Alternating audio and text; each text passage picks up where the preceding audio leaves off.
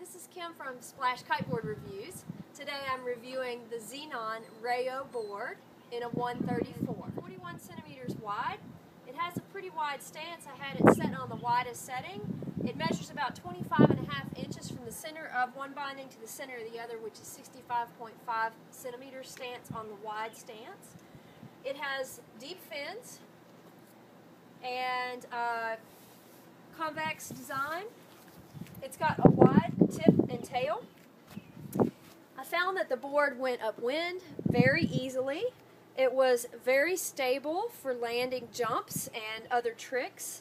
I think this would be a good light wind board for myself. I weigh about 120 pounds and I would probably buy a 130 for my everyday board.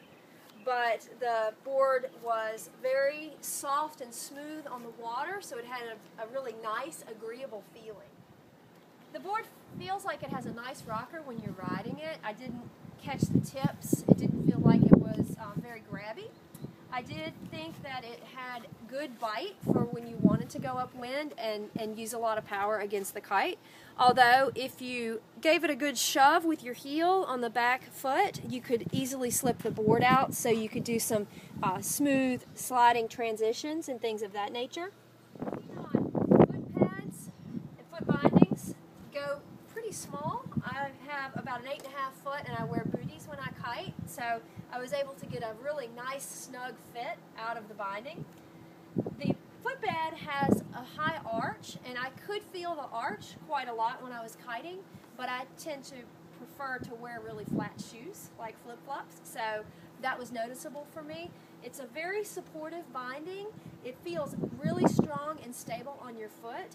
If you like a binding that really grabs and keeps you from slipping around, then I think that you'd be very happy with this binding setup.